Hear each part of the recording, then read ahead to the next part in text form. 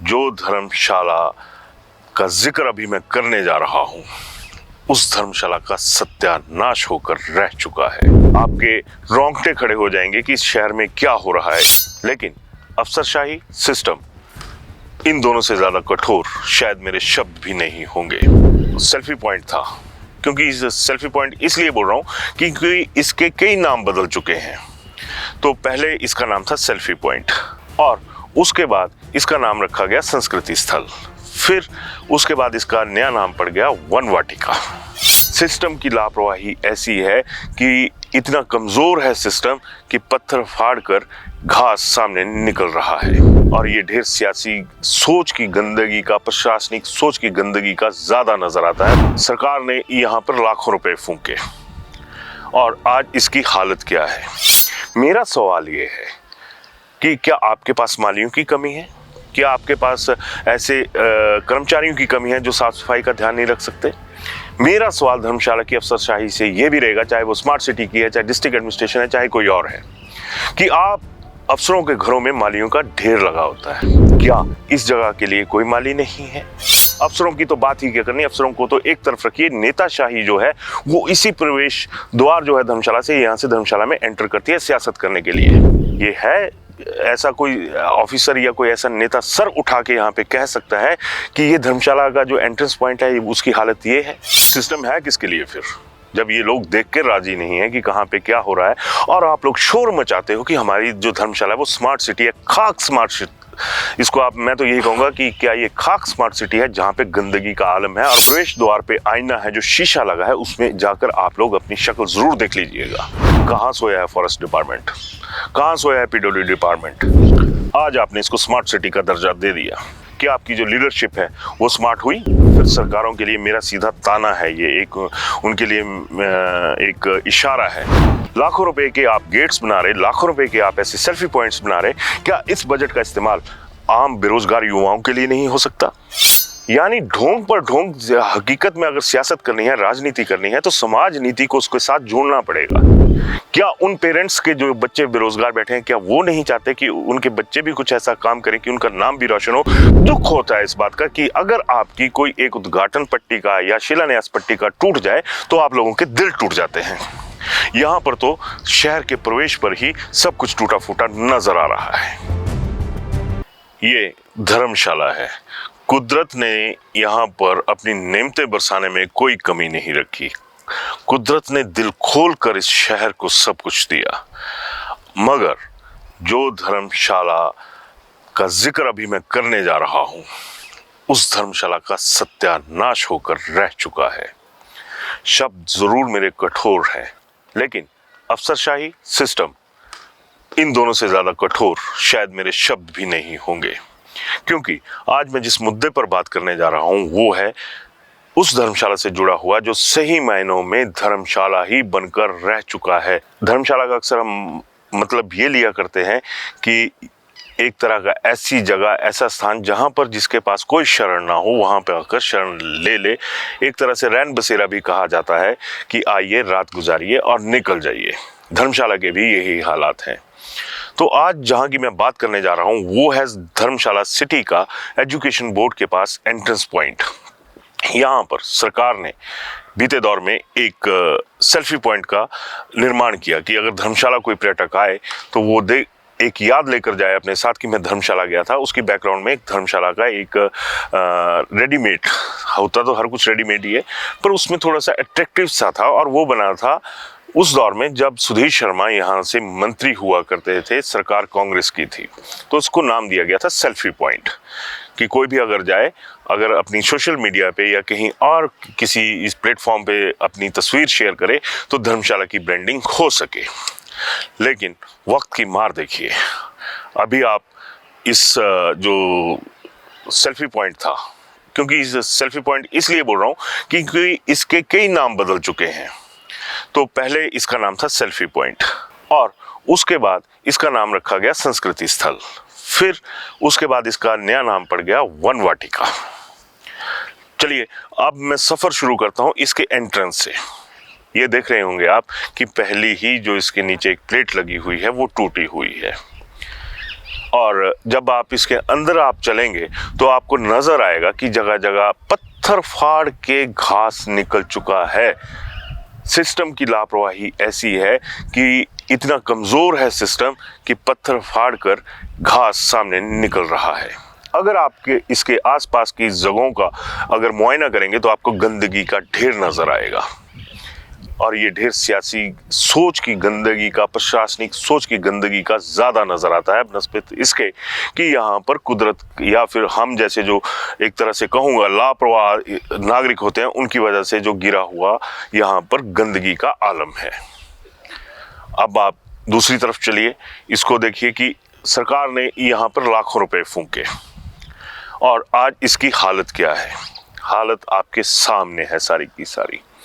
एक modern look दी गई इसको, कोई दो राय नहीं है, अच्छा काम हुआ था, लेकिन अब इस काम की जो हालत है वो क्या है, वो नज़ारा आपने पहले देख लिया। अब जरा एक तरफ देखिए, इसकी दीवारों के साथ साथ जो खाली जगह है वहाँ पे मिट्टी के ढेर तो लगे ही हैं, साथ में घास फूस भी जो उगा है वो इसकी छाती फाड़कर सामने आ रहा है। मेरा सवाल ये है कि क्या आपके पास मालियों की कमी है? क्या आपके पास ऐसे कर्मचारियों की कमी है जो साफ सफाई का ध्यान नहीं रख सकते? मेरा सवाल धर्मशाला की अफसरशाही से ये भी रहेगा, चाहे वो स्मार्ट सिटी की है, चाहे डिस्ट्रिक्ट एडमिनिस्ट्रेशन है, चाहे कोई और है, कि आप अफसरों के घरों में मालियों का ढेर लगा होता है। चंद फूलों के अगर कहूँ लगाए हैं आपने, फूलों के पौधे लगाए हैं, तो उसकी केयर करने के लिए 1 2 3 4 5 ना जाने कितने कितने माली जो माली हैं वहाँ पे रखे होते हैं। क्या इस जगह के लिए कोई माली नहीं है? क्या जो ठसक है, क्या जो सफाई है वो सिर्फ अफसरों की ज़मात का है?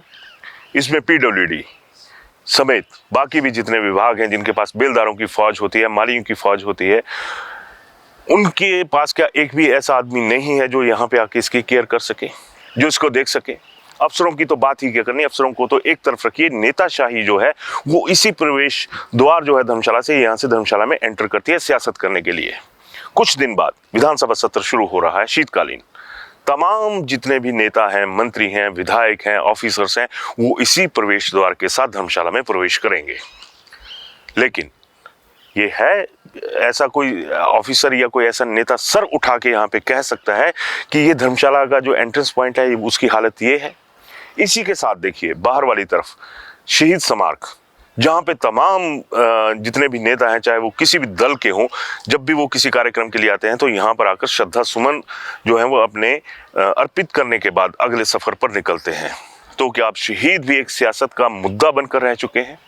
ये बोर्ड देखिए आप, साथ में काम चला हुआ था, इसको उखाड़ दिया गया। अब ये शहीद स्मारक का जो स्वर्णिम अक्षरों से लिखा हुआ होना चाहिए था कायदे से, एक अच्छे तरीके से वो ढहा हुआ है।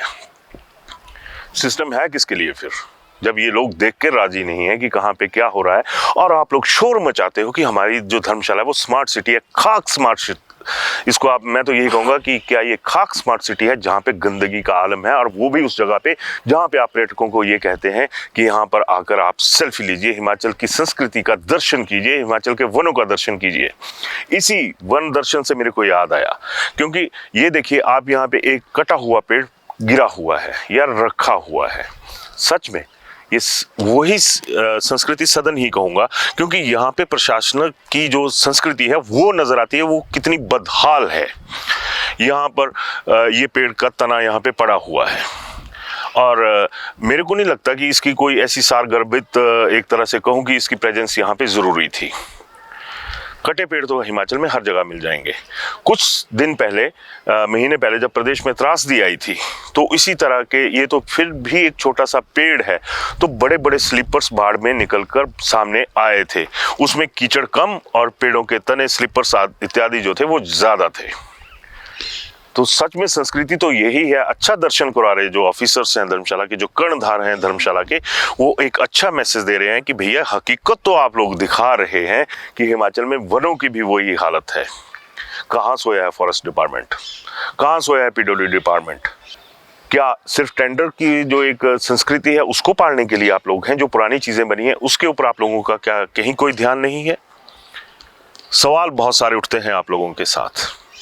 लेकिन जब बात शहर के प्रवेश द्वार की आ जाएगी और वो भी उस शहर के जिसको आप स्मार्ट सिटी का नाम देते हैं, तो इतनी बदसूरत जो हालात हैं, वो आपका जो प्रवेश द्वार पे आईना है, जो शीशा लगा है, उसमें जाकर आप लोग अपनी शक्ल जरूर देख लीजिएगा। हम किश्तों में चलेंगे, धर्मशाला स्मार्ट सिटी के बारे में बताएंगे आपको कि आगे भी क्या होता है और किस तरह से क्या चीजें चलती हैं।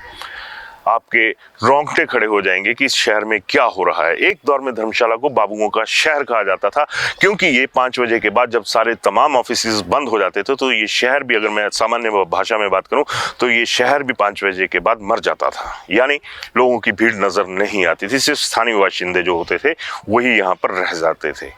आज आपने इसको स्मार्ट सिटी का दर्जा दे दिया। क्या आपकी एक्सरसाइज स्मार्ट हुई? क्या आपकी जो लीडरशिप है वो स्मार्ट हुई?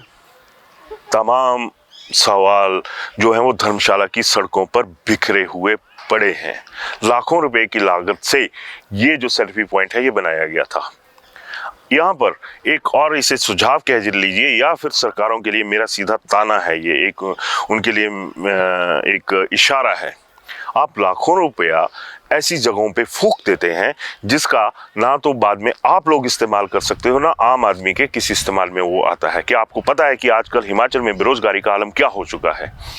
लाखों रुपए के आप गेट्स बना रहे, लाखों रुपए के आप ऐसे सेल्फी पॉइंट्स बना रहे, क्या इस बजट का इस्तेमाल आम बेरोजगार युवाओं के लिए नहीं हो सकता? जो धन यहाँ पे फूंका जा रहा है, क्या उसका इस्तेमाल बेरोजगार को रोजगार देने के लिए, उसको लोन उपलब्ध कराने के लिए नहीं हो सकता? यानी ढोंग पर ढोंग। हकीकत में अगर सियासत करनी है, राजनीति करनी है, तो समाज नीति को उसके साथ जोड़ना पड़ेगा। समाज को नहीं जोड़ेंगे तो समाज जो है दिग्भ्रमित होगा और आप लोगों की जो सियासत है वो भी दिग्भ्रमित होती नजर आएगी। वो भी उलझन में रहेंगे, समाज भी उलझन में रहेगा, युवा भी उलझन में रहेगा। लेकिन बात सिर्फ वही आ जाती है, यहाँ पे क्या मिला? अभी आप तो इसमें देखिएगा, अलग अलग जगह पे वहां पे ये लगा है कि इसका उद्घाटन इन्होंने किया, इसका निर्माण इन्होंने किया अपने नाम के लिए। क्या उन पेरेंट्स के जो बच्चे बेरोजगार बैठे हैं, क्या वो नहीं चाहते कि उनके बच्चे भी कुछ ऐसा काम करें कि उनका नाम भी रोशन हो? भले ही ऐसी जो प्लेट्स लगती हैं इस तरह की एक ऑनर करने के लिए, वो तो उनकी नहीं लगेंगी, पर कम से कम ऐसे पत्थरों पर नाम लिखवाने से बेहतर है कि आप लोग सरकार को ऐसी सलाह दें, जो ऑफिसर्स हैं, कि ऐसी इन चीज़ों से होने वाला कुछ नहीं है। कम से कम अगर किसी ने नाम छापना है तो लोगों के दिलों पर छापो। अपनी कोई प्लेट लगानी है तो लोगों के दिल पर लगाओ। उसे ना कोई तोड़ेगा, ना बीजेपी की सरकार आएगी तो कांग्रेस की प्लेट उस प्लेट को तोड़ पाएगी, ना अगर दूसरी कोई सरकार आएगी उस प्लेट को तोड़ पाएगी। दुख होता है इस बात का कि अगर आपकी कोई एक उद्घाटन पट्टी का या शिलान्यास पट्टी का टूट जाए तो आप लोगों के दिल टूट जाते हैं। यहाँ पर तो शहर के प्रवेश पर ही सब कुछ टूटा फूटा नजर आ रहा है। मैं इसी चीज के साथ आपसे यहाँ से इसी बात को रखते हुए एक सवाल आपके सामने छोड़कर जा रहा हूँ। क्या ये इस तरह के जो आज के दौर में एक व्यवहारिक दौर जिसको कहा जा सकता है, कि क्या ऐसे आयोजनों को तो छोड़िए, आडंबरों की जरूरत है कि यहाँ पर आप लोग आए, अपने नाम की पट्टिका लगाएं? और शर्म की बात तो यह है कि आपकी पट्टिकाएं भी बाद में धूल चाटती हैं। सपने जीवंत कीजिए, पत्थर जीवंत करने से कुछ नहीं होगा। धन्यवाद।